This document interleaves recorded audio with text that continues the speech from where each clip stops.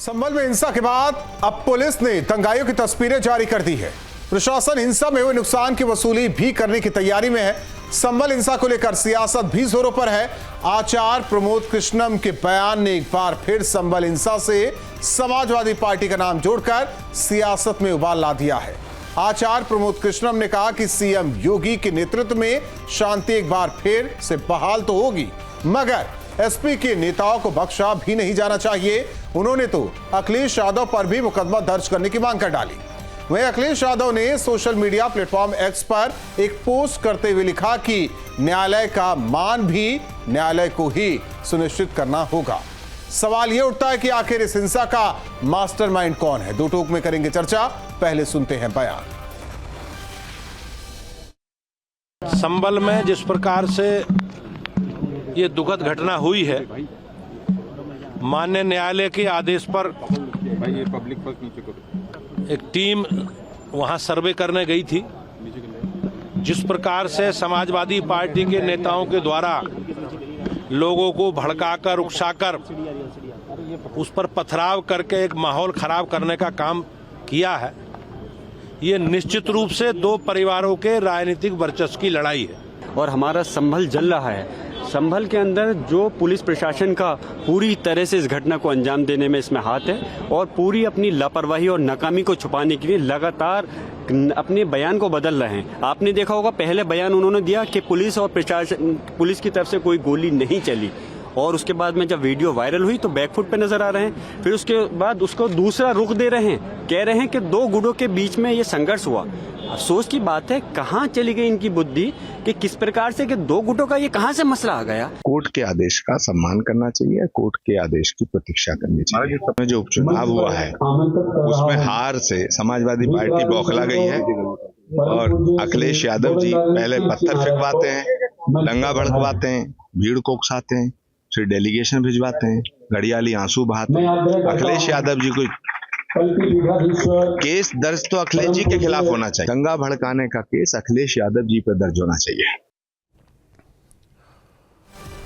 और ऐसे में बड़े सवाल, उपद्रवियों के पोस्टर जारी, अब वसूली की तैयारी।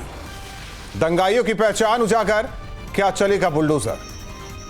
सीएम के पास पहुंची दंगों की रिपोर्ट, दंगाइयों को विपक्ष का सपोर्ट। संभल में हिंसा वर्चस्व की लड़ाई, अब दंगाइयों पर होगी कार्रवाई। इन सवालों के साथ मेहमानों से करेंगे चर्चा। बीजेपी प्रवक्ता प्रशांत उमराव जी हमारे साथ जुड़े हैं, डॉक्टर भुवन जोशी जी प्रवक्ता समाजवादी पार्टी, संजीव सिंह जी प्रवक्ता कांग्रेस हमारे साथ जुड़े हैं। आप तीनों मेहमानों का स्वागत है।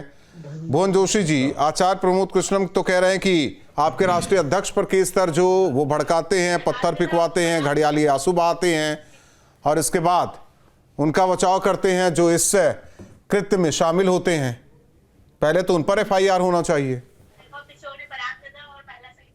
देखिए, प्रमोद कृष्णम जी आज क्या कह रहे हैं और 6 महीने पूर्व क्या कह रहे हैं, ये भी देश और प्रदेश समझता है। उनकी पहले भाषा शैली भाजपा के प्रति कैसी होती थी और आज कैसी है समाजवादी पार्टी के प्रति, देश और प्रदेश समझता है।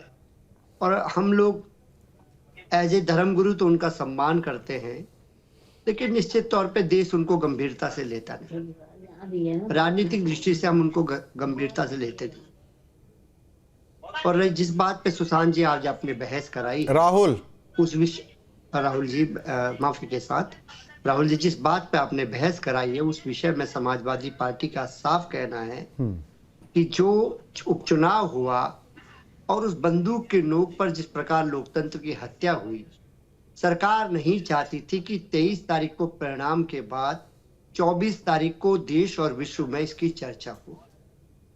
और जो भारत का एक लोकतंत्र का ऊंचा मनोबल है उसे किस प्रकार गिरते हुए उत्तर प्रदेश ने देखा है, इसकी चर्चा सरकार नहीं चाहती। तो हमें लगता है एक सुनियोजित षड्यंत्र सरकार के द्वारा किया गया, क्योंकि उसकी पहले ही ऑलरेडी उसकी वहां पर जांच हो चुकी थी और वहां पर स्थानीय लोगों ने उसमें बहुत सहयोग करने का काम करा, प्रशासन को भी। लेकिन क्यों आनन फानन में 23 तारीख को आदेश दे दिया गया और 24 तारीख को दोबारा उसकी जांच होने लगी। तो ये विषय आज पूरी उत्तर प्रदेश के समक्ष है और देश के समक्ष है नहीं तो एक चीज बता दिए भुवन जोशी जी, दोबारा भी जांच पड़ताल की गई तो ना बंदूक की नोक पर ना पथराव करके किया गया, ना सारी चीजें की गई। आप लोग दूसरे पक्ष की भी बात क्यों नहीं करते कि अगर करने देते ये स्थिति ना होती, हाथ में पत्थर लेके ना आते? आप कहते हैं ये बीजेपी का षड्यंत्र है, हम भी मान लेते हैं। तो ये जो 100 लोगों के पोस्टर जारी किए गए हैं, जो गिरफ्तार किए गए हैं, उसमें महिलाएं भी शामिल हैं, तो क्या ये बीजेपी के लोग हैं क्या?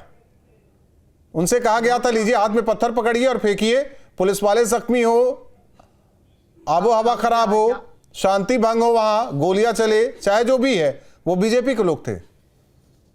राहुल जी, जो आपने शुरू में भी जो बात बोली है उसी बात को समाजवादी पार्टी कह रही है। हम कह रहे हैं अगर दोबारा भी आप जांच करना चाहते थे तो निश्चित तौर पे दोनों समुदाय के लोगों को आपस में बैठा के राय मशवरा करके भी ये काम हो सकता था, जैसा कि पहले हुआ था। तो ये मंशा हमें सरकार की ठीक नहीं लगती है।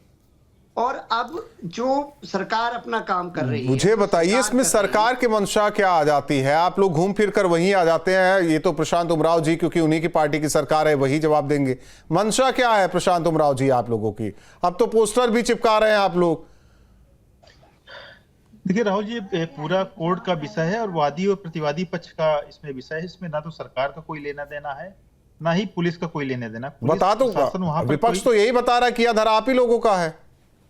इसमें लगातार अभी मैंने धर्मेंद्र यादव को बयान सुन रहा था, वो बोले कि दूसरे दिन लगातार अपने आप चले गई। अपने आप नहीं गए, कोर्ट कमिश्नर जो व्यक्ति था जो वहां पे सर्वे के लिए अपॉइंट हुआ था, वो कोर्ट द्वारा अपॉइंटेड व्यक्ति, वो अपने आप थोड़ा चला गया। उसको दोबारा उसने अनुमति कोर्ट ने दी कि भाई आप दोबारा जाके करिए, तब वो वहां पे गए। उसमें कोई अकेले नहीं थे, वादी पक्ष के अधिवक्ता थे, प्रतिवादी पक्ष के मस्जिद कमेटी के अधिवक्ता थे, एसआई के वकील थे। अगर बिना अनुमति के जा रहे होते तो मस्जिद कमेटी के वकील क्यों नहीं विरोध किए, क्यों उनके साथ गए? एसआई के वकील भी साथ गए। कोई ऐसा थोड़ा कि सरिया कानून चल रहा, कोर्ट की अनुमति से दोनों लोग गए। और सर्वे कराने में क्या समस्या है? कोई कब्जा करने तो गए नहीं। मस्जिद के जो मौलवी है उसने वहां पे अफवाह फैलाई कि ये लोग खुदाई करने वाले हैं, उससे जाके हिंसा भड़की। समाजवादी पार्टी के सांसद ने हिंसा भड़काई। राम गोपाल यादव कह रहे हैं कि पत्थरबाजी नहीं करेंगे तो क्या करेंगे, यानी वो पत्थरबाजी को बढ़ावा देने की बात कर रहे हैं। वीडियो आपके मीडिया के माध्यम सब जगह दिखाए गए किस तरीके से पत्थरबाजी वहां पे मुस्लिम महिलाएं भी कर रही थी, गोलीबारी कर रही थी। उसी गोलीबारी में कुछ लोगों की मृत्यु भी हो गई। और आज ये लोग इस चीज को जनरलाइज करने की बात कर रहे हैं। ऐसे थोड़ा होगा भाई। कोर्ट का जवाब दिन भर संविधान लिए घूम रहे हो 6 महीने से। संविधान की व्यवस्था के प्रदत्त अधिकारों का प्रयोग करते हुए कोर्ट ने बोला है, सुप्रीम कोर्ट भी कह चुका है कि भाई सर्वे हो सकता है, किसी भी धार्मिक स्थल का सर्वे करने की कोई समस्या नहीं। और रही बात प्लेसेज ऑफ वर्शिप एक्ट की, places of worship act ASI द्वारा संरक्षित भवन पर लागू नहीं होता है। ये जो सो कॉल्ड मस्जिद है ये एएसआई द्वारा संरक्षित है। नहीं, वो तो कहते हैं उनकी है, एएसआई का तो नामो निशान नहीं है वहां। एएसआई का बोर्ड है, एएसआई के बस बोर्ड ही लगा हुआ है। एएसआई के वकील थे, किसी के कहने से थोड़ा होगा, कागज से चलता है ना। एएसआई के रिकॉर्ड में एएसआई द्वारा उसका संरक्षण किया जाता है, एएसआई के अंडर में है। तो प्लेसेज ऑफ वर्शिप वो तो चलिए लीगल बात हो, बाद में होगी, लेकिन सर्वे से कोई रोक थोड़ा। अगर आपको सर्वे से समस्या थी तो आप हायर कोर्ट में जाते, हाई कोर्ट में जाते, सुप्रीम कोर्ट जाते। मतलब आप सर्वे नहीं मानना तो आप क्या हुड़दंग कर दोगे, क्या पत्थरबाजी कर दोगे, गोलीबाजी कर दोगे? 20 से अधिक पुलिसकर्मी घायल हुए, सीओ घायल हुए, महिला पुलिसकर्मी भी घायल हुई हैं। उनका हिसाब कौन देगा? ये दिन भर संविधान की बात करते, लेकिन लागू आप सरिया करना चाहते हैं। इस तरह थोड़ा चल पाएगा। इसमें समाजवादी पार्टी ने, चूंकि कुंदरकी में उनकी हार हुई है, उसी हार का खुन्नस लेने के लिए कुंदरकी में भारतीय जनता पार्टी को 1,70,000। ठीक है संजीव सिंह जी, जो हुआ वो गलत हुआ, लेकिन देखा जा रहा है कि थोड़ी अब राजनीतिक भाषा भी कम होनी चाहिए इस मामले को लेकर। लेकिन हर रोज बयानबाजी जमकर हो रही है इस मामले को लेकर, यानी एक तरीके से कहे कि आग में घी डालने का भी काम हमारे राजनेता कर रहे हैं, चाहे जो भी हो। पहली बात कि भारतीय जनता पार्टी के प्रवक्ता को कुछ भी नहीं मालूम है, बहका करके बात तथ्यों को मोड़ करके न करें। सबसे पहली बात कि सर्वे जब पहली बार हुआ तो कोई विरोध नहीं हुआ, वहां पे समाजवादी पार्टी के सांसद, उनका खुद का बयान है। दूसरी बार जो सर्वे हुआ पूरी तरह से प्रशासन वहां फेल रहा, दोनों पक्षों को मिला करके उनकी एक राय नहीं बना पाए। तीसरी बात कि सर्वे टीम के साथ वो सांप्रदायिक नारे लगाते हो कौन लोग जा रहे थे, क्या ये भी बताना भारतीय जनता पार्टी के प्रवक्ता उचित समझे कि नहीं? जब आप भारतीय जनता पार्टी संघ के लोग सांप्रदायिक नारे लगाते हो जा रहे हैं, दूसरी तरफ जून 2022 में इनके कुलगुरु हैं मोहन भागवत जी, उनका बयान क्या था कि बहुत प्राचीन घटनाएं हुई हैं इस हिंदुस्तान में। आज के परिदृश्य में आज के हिंदू मुसलमानों का कोई दोष नहीं है, इसलिए हम किन किन मस्जिदों के भीतर शिवालय खोजेंगे, हम ये अब काम नहीं करेंगे। क्या वो मजाक में कहा था? 1991 का जो रिलीजियस एक्ट है जिसकी बात ये पूरी नहीं कर पा रहे हैं, ये इस बात की गवाह है कि 15 अगस्त 1947 के बाद ये जिस तरह की, मैं तो कह रहा हूं उसमें सुप्रीम कोर्ट के द्वारा भी एक गलती हो गई, चंद्रचूड़ साहब के द्वारा, मैं कोर्ट करके कह रहा हूं कि जो सर्वे का नया फार्मूला संघ के द्वारा ये लगाया जा रहा है, कभी ज्ञानवापी कभी, आप बताइए इस देश में जहां रोम रोम में राम और कण में शंकर विद्यमान होते थे, अब मस्जिदों के भीतर शिवालयों में शंकर भगवान मिल रहे हैं। कभी इनको बेरोजगारी नहीं दिखाई दे रही है, कभी शिक्षा जो बढ़ रही है लगातार, शिक्षा का माहौल नहीं दिखाई दे रहा है। आज ये दिक्कत इसलिए है कि भारतीय जनता पार्टी पूरी तरह से योगी सरकार फेल रही है, और ये मुद्दा चुनाव से क्यों जोड़ा जा रहा है? अरे भाई ठीक है, परिणाम आया, समाजवादी पार्टी नहीं, इसलिए जोड़ा जा रहा है ना संजीव सिंह जी। हाँ, देखिए शुक्रवार तक नहीं, शुक्रवार तक सब सही था, शनिवार को रिजल्ट वाला दिन था, सब सही था, लेकिन अचानक रविवार को ही सब भड़क गया मामला। मैं फिर कह रहा हूं, मैं आपके चैनल के माध्यम से कहना चाहता हूं कि पहली बात वहां के पुलिस कमिश्नर की किस तरह की भाषा है। 5 जाने गई, कह रहे साहब वो 2 पक्षों में चला, दूसरा पक्ष कौन है?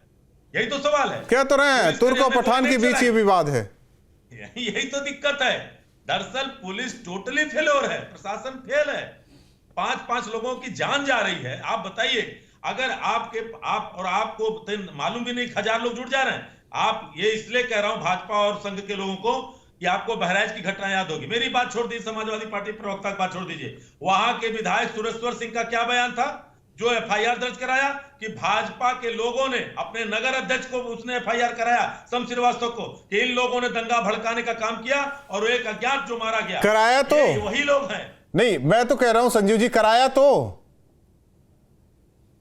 ना उन्होंने, ये मानते हैं ना बहराइच में उन्होंने कराया, भाजपा के लोगों ने कराया ना? नहीं, भाजपा के लोगों ने नहीं, जो आपने नाम लिया उन्होंने कुछ लोगों के ऊपर केस दर्ज कराया। यहाँ तो देख रहे हैं बर्ग साहब का नाम आ गया तो उन्हें बचाने में सब लग गए हैं। बर्ग साहब का बयान है कि दूसरी जब सर्वे हुआ तो मैं मुस्लिम पर्सनल लॉ बोर्ड के मीटिंग में बेंगलोर था, इसकी जांच कर ले। और शुक्रवार को क्या करने गए थे? मैं तो उसी दिन से कह रहा हूं, शुक्रवार को क्या करने गए थे वो? जब पहली मीटिंग, सुन लीजिए, पहली सर्वे की बात थी, सर्वे होना गलत नहीं था, उन्होंने खुद कहा शांतिपूर्वक हुआ, लेकिन आप नहीं, आप पूरा बयान, मैं पूरा बयान कहिए तो मैं उनका क्या बयान था वो सुनवा दूं आपको। सुनवा दीजिए, फिर से सुने लोग, कोई दिक्कत नहीं है। लेकिन ये सवाल उठता है कि साहब वो दूसरे पक्ष के ऊपर कार्रवाई पुलिस ने क्यों नहीं की, जो सांप्रदायिक नारे लगाते हो गए थे, वो कौन लोग थे बताइए? वो भी वीडियो चल रहा है। वो पत्थर भी फेंक रहे थे क्या प्रशांत उमराव जी? मैं तो सांप्रदायिक नारा सांप्रदायिक कैसे होता है ये भी बता दीजिए, कौन सा नारा सांप्रदायिक है? देखिए ये लोग अपना खतना करवा चुके हैं, सो कॉल्ड ज्ञानी महोदय। आज इनको पूज्य भागवत जी की बात आ रही, संघ तो 50 साल से कह रहा है, संघ 50 साल से कह रहा है कि हमें अयोध्या मथुरा काशी दे दो, उनकी बात मान लो। इससे अपमानजनक भाषा मैं बोलूंगा इस पे, सुन लो। अरे सुनो, देखिए आप लोगों का ये व्यक्तिगत वाक्य हो सकता है, इससे चैनल का लेना देना नहीं है, पहले मैं वो बोल दे रहा हूँ। सुन लो, राहुल रोके, ये भाषा का प्रयोग न करें। अरे कठमुल्ले सुन ले, तू जब बोल रहा था नहीं बोल रहा था, अरे तू कैसे बोल जा। एक मिनट प्रशांत उमराव जी और संजीव जी, ये व्यक्तिगत कमेंट ये नहीं, तू तड़ाक ना कीजिए, आप लोग तू तड़ाक ना कीजिए, दर्शक देख रहे हैं। एक मिनट, सुअर की औलाद, एक मिनट, ऐसी भाषा का इस्तेमाल ना कीजिए, आप लोग ऐसी भाषा का इस्तेमाल ना कीजिए। भुवन जोशी जी, जिस तरीके से आपके नेताओं का नाम सामने आया, सबसे पहले अखिलेश यादव, फिर रामगोपाल यादव, धर्मेंद्र यादव, सब जुट जाते हैं। नहीं बोलिए ना कि सहयोग करे, अगर उन्हें लगता है, ये तो कोर्ट तय करेगा ना कि कौन दोषी है कौन नहीं दोषी है। देखिए, जो सांसद वहां पर उपस्थित ही नहीं है, वो बंगलौर गए, दूसरे राज्य में है, और उसकी ऑफिशियल जानकारी वो दे रहे हैं।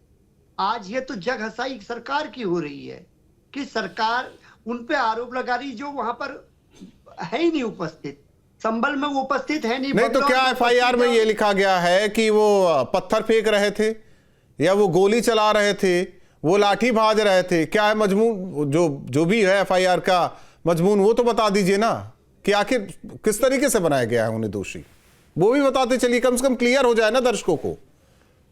देखिए राहुल जी, जब सांसद महोदय अब उस क्षेत्र में जहां पर वो दंगा भड़का है, जहां पर वो नारे भी लोग लगाते हुए गए हैं, एक धर्म विशेष के नारे लगाते हुए। क्या सर्वे टीम में कभी आपने सुना है कि नारे लगाए जाते हैं? नहीं, धर्म विशेष नहीं है वो सब। धर्म विशेष तो किसी और के लिए हम लोग यूज करते हैं। आप किसी के लिए भी कह दीजिए। देखिए राहुल जी, आपका धर्म विशेष केवल एक ही है जो आप लोगों के लिए वाकई विशेष है। राहुल जी, इसको इस तरह से एंगल देना ये ठीक नहीं है। राहुल जी, किसी भी धर्म का अगर उन्होंने करा है, क्या सर्वे टीम के साथ नारे लगने ठीक है? आप बताइए। क्या पत्थर चलाना ठीक है? कोई नारे लगा देगा तो पत्थर चलाएंगे क्या? कोई नारे लगा देगा तो गला काट लेंगे क्या? कोई नारे लगाएगा तो बम फेंक देंगे क्या? कोई नारे लगाएगा तो फांसी पे टांग देंगे क्या? सर्वे टीम के साथ क्या नारे लगाए जाते हैं? अगर किस आदेश के बाद भी सर्वे टीम वाले ने नारा लगाया था या पुलिस प्रशासन ने नारा लगाया था? जो भी लोग थे वो केवल भड़काने की कोशिश। नारे लगाने वाले दोषी हैं या पत्थर फेंकने वाले दोषी हैं? आप बता दीजिए। हम ये कह रहे हैं सरकार का ये प्रायोजित मिशन है और इसमें शासन प्रशासन की को जिम्मेदारी है, इंटेलिजेंस का फेलियर है। हम लोग इस बात को बहुत जिम्मेदारी से कह रहे हैं। ठीक है, मामला तो कोर्ट तक जाएगा, सब कुछ कोर्ट तय करेगा। अब कोर्ट पर भी भरोसा नहीं। संजू सिंह ने एक बात कही, उस बात का भी जिक्र लगातार किया जा रहा है। सुप्रीम कोर्ट का उन्होंने जिक्र किया। न्यायालय के आदेशों पर भरोसा नहीं है, न्यायालय के काम पर भरोसा नहीं है, सरकार पर भरोसा नहीं है, पुलिस प्रशासन पर भरोसा नहीं है, केवल भरोसा है अपनी बयानबाजी पर, अपने नेताओं पर।